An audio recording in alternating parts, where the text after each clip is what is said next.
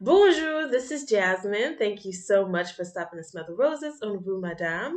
For those of you who are new to the neighborhood, I am a writer, a storyteller, and a community builder. I write about culture, politics, parenthood, and my life here in France. And to all my patrons and subscribers, happy Women's History Month. This is the month of March. We're just beginning, and we have a lot to celebrate and to acknowledge, and a lot of phenomenal women in our history that we are putting on the forefront. And to be honest, for the last maybe 2 or 3 years, I'm just like getting accustomed to this month being for women because we know we have February for Black History.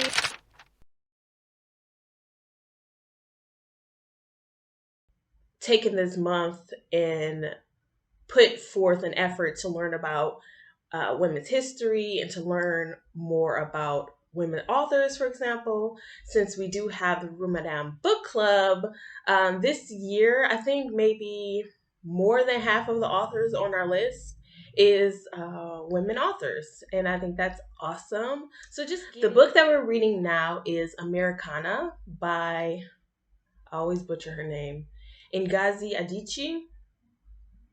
That's just part of her name, but that's good. No, it's Chimamanda Ngozi Adichie. So we're reading Americana, and I'm on chapter 1 still. And yeah, I'm excited to read this book. I've read another one of her books. It was called um, A Letter to. No, it was a feminist manifesto. So it was a letter that Chipamanda was sending to her friend who recently had a daughter, and she was giving advice on what she thought was the best knowledge and information to pass on to her child. And it was really good. It was really quick. It was like, I don't know, I read it in 45 minutes. It's really thin, like a pamphlet type book. But it was really good, really insightful, and it was just a touching, heartfelt correspondence between two friends.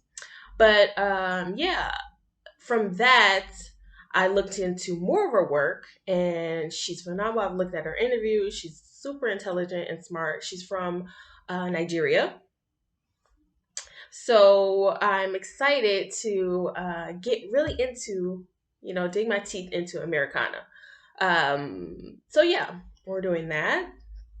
But on Rue Madame, what I want to do for the month of March is highlight a woman who has done something or is doing something that is not typical or not mainstream. It can be artistic, it can be intellectual, it can be our everyday activities that are either not highlighted, not emphasized, not appreciated, or overlooked. So, for example, I have an interview acknowledging mothers that I did with my cousin Jennifer that we're going to upload soon, and other phenomenal women that are in our everyday lives, but we never really get to see the ins and outs and the experience, or hear the experience, or um, absorb the experience from our girl next door. So today I'm interviewing Gretchen Hines,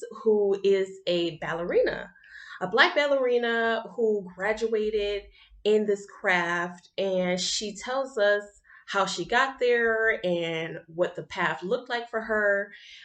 And also, what made me super interested in getting that story and relating it to a story here in France is recently there was a Black ballerina that was discriminated against, and there was a huge outcry for support for her and a change in the industry, especially in Europe, because they're very traditional and they hold strong to their customs and etc.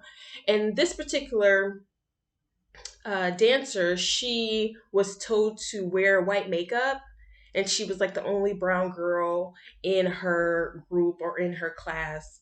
She was unhappy with that, and she protested, and it was headline news. So that prompted me to interview Gretchen to get her experience out of Chicago, being a dancer there, and if there's any similarities, any similar situations that she went through. So help me welcome Gretchen and enjoy.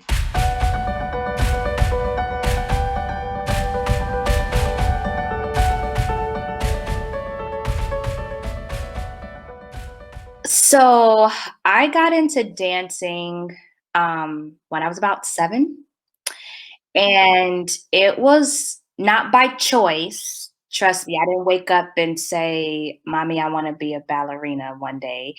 My mother actually was coming from somewhere, saw the poster for the company, and took it and dropped me off there, and that's how that actually happened. Um, So from the age of 7 to I believe I graduated when I was like 21, 22 from the company itself. So the name of the company is Wojciech Classical Ballet School. Very great. The director and company name or company owner is Madame Elizabeth Boitsoff. She's actually from Russia. My teacher, Miss Cheryl D. Barnes, fabulous lady, was also a student and a teacher of Miss Boitsoff.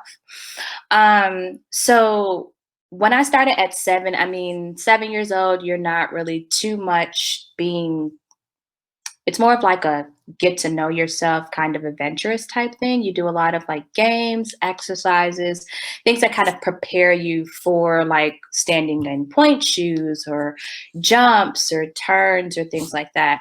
Um, to be honest, from after you and I talked about the young lady that experienced that in France, I feel really upset by that because I've never actually had that experience. I mean, we're never told to paint our face a certain color, to look a certain way.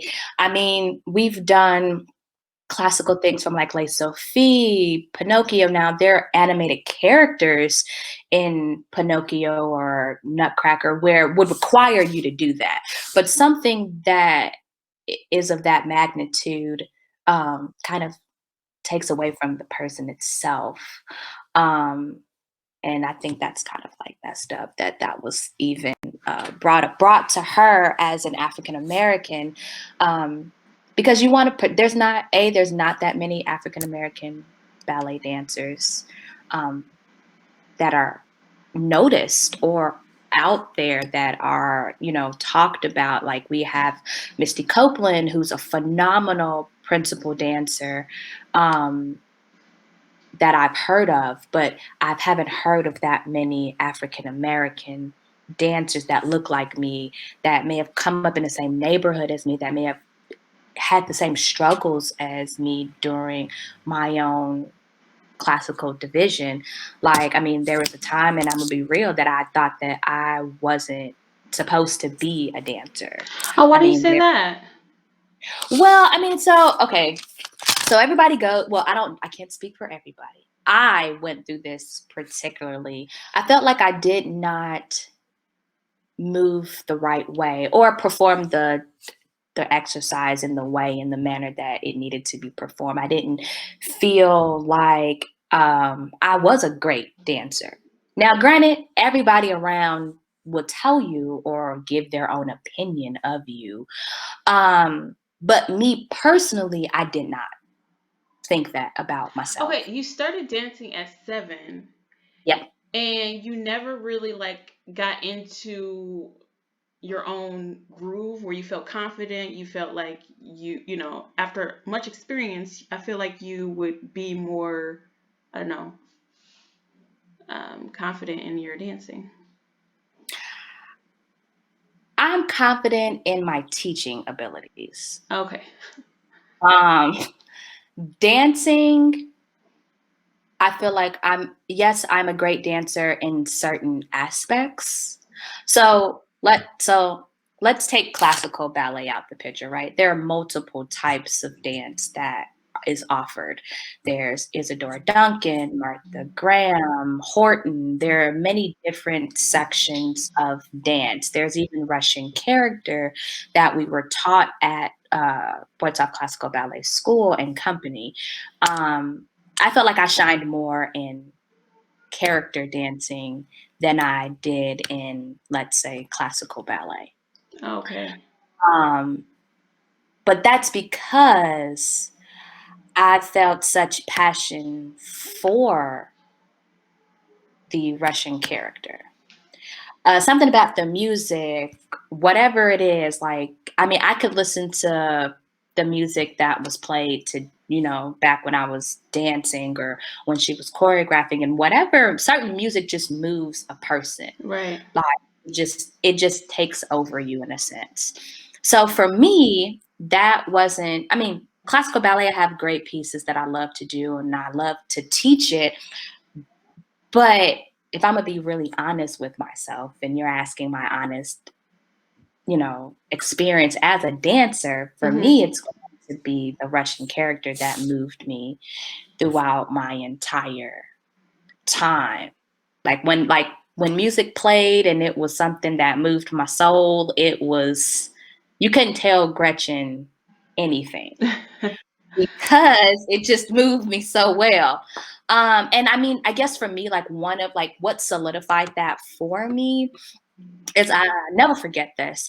I We were having an open class, and my director of the company invited like her friends from like Russia and things like that. They were here in the States to like, just watch and, kind of, hang out with her essentially to an extent, you know what I'm saying? Like to an Right. extent, like be there.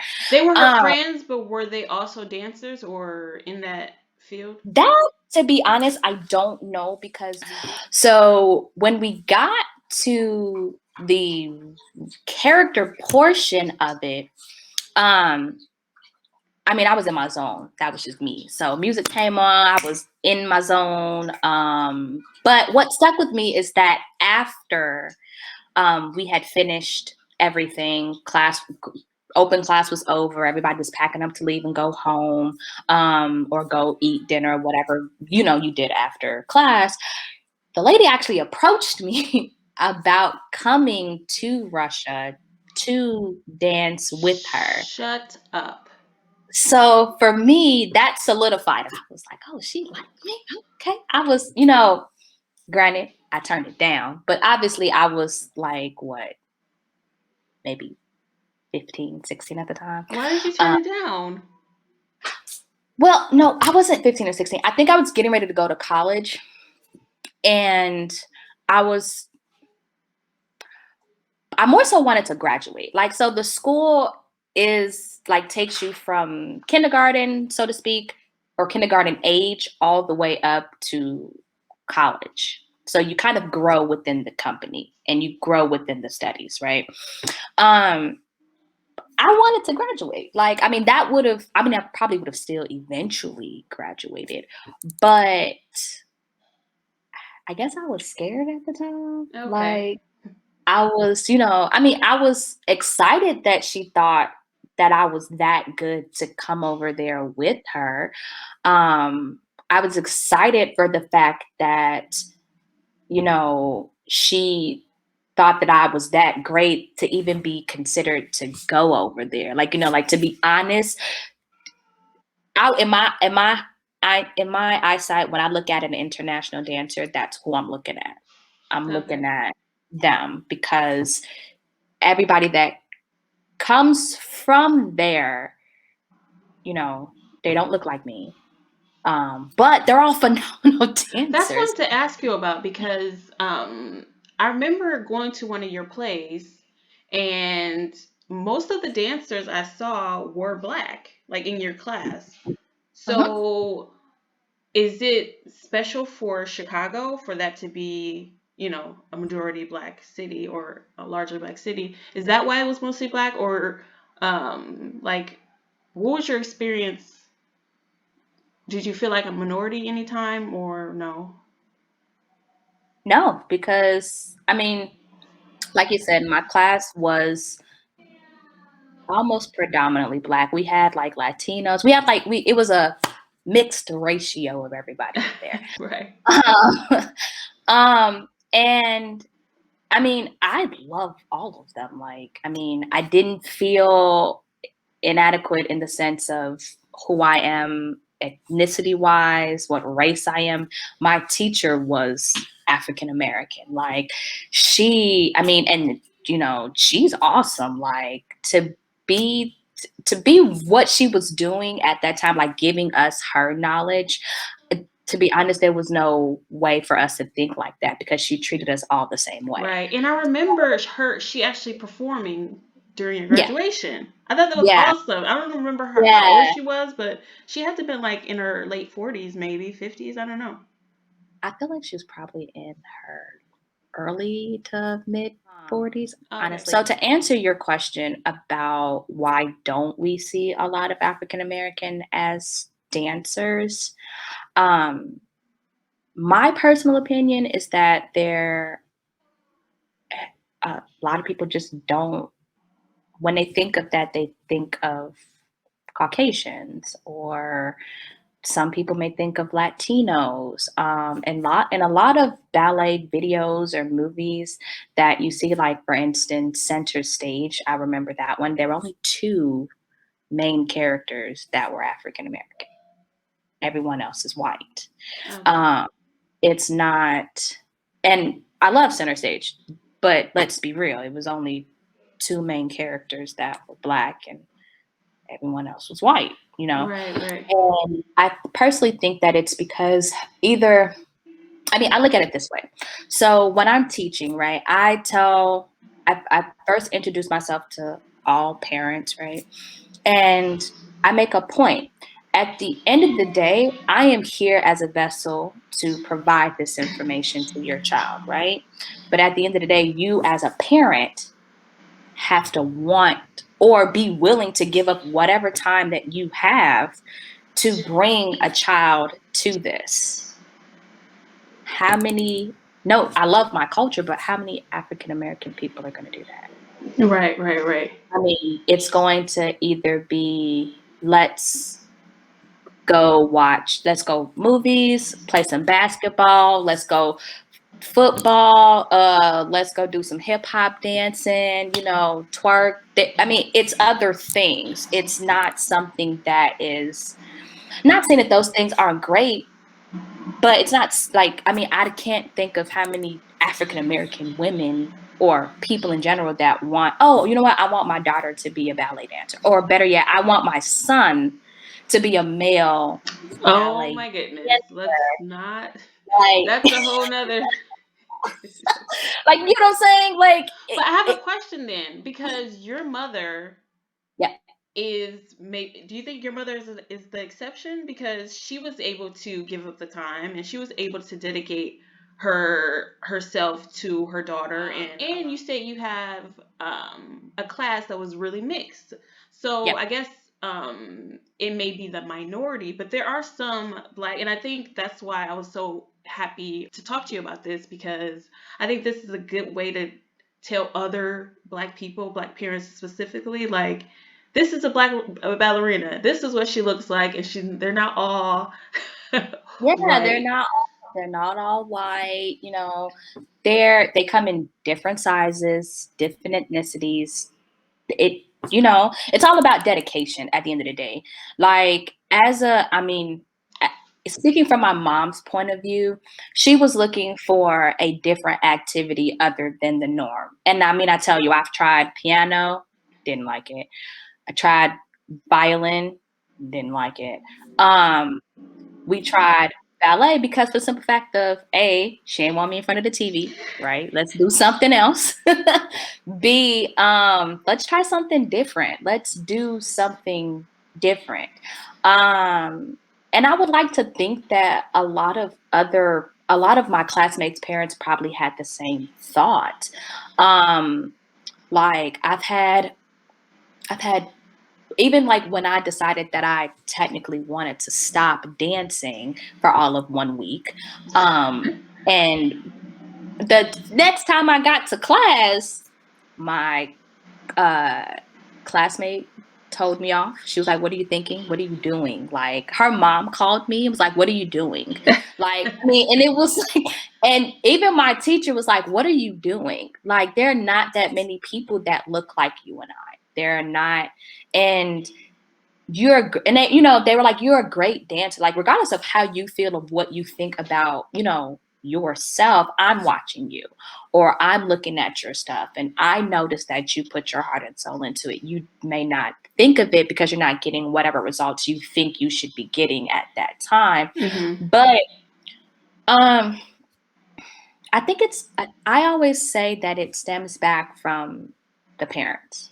I'd say it's the parents, and it's in part the child. Like, my mother took me to go see the Nutcracker. I didn't always understand what was going on. Like, she took me to those different things to get me immersed in different culture. I did different activities.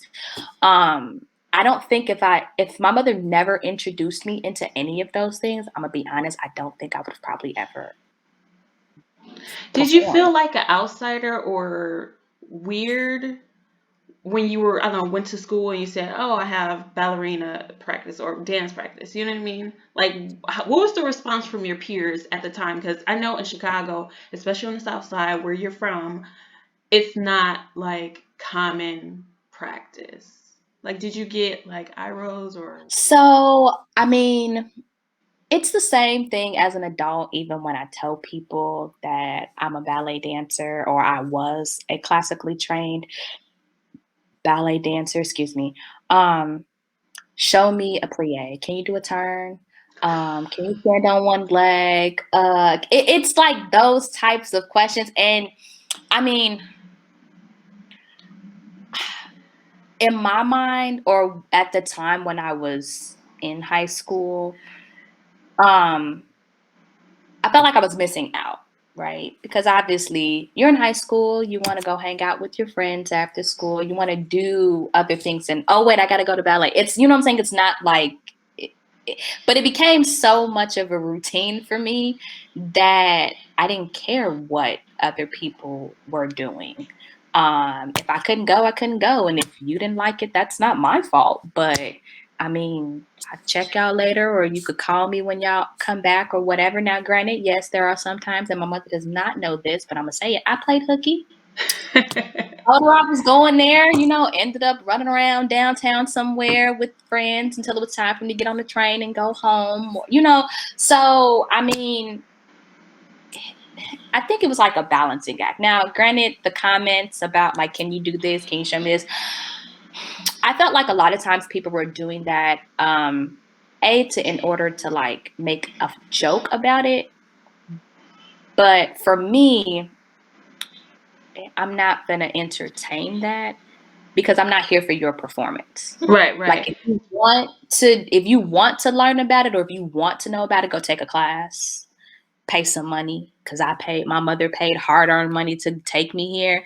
Um, but I'm not finna joke about it, because Right. to me, it wasn't a joke. Like, it was something serious at that time that I had to do, or not had to do, but I did for myself. And there are sometimes I'll be like, "Oh, I'll show you a video. I bring a video for you, but I'm not gonna demonstrate that to Right, you." right, right. Um, You know what? because That actually reminds me of. Do you remember there was a black female doctor that was on an airplane, and there was a man that was having heart issues or some type of reaction on the plane, and they asked on the plane, like, "Is there a doctor on the plane?" And then this black lady who was a doctor was like, "I'm a doctor," and the flight attendant was like, can you prove it? Can you give me like your, you know what I your mean?" And your afterwards, badge, it created a big backlash because if it was a white yeah, guy with glasses, that you looked wouldn't the even part, question the video. they wouldn't have questioned Yeah, it.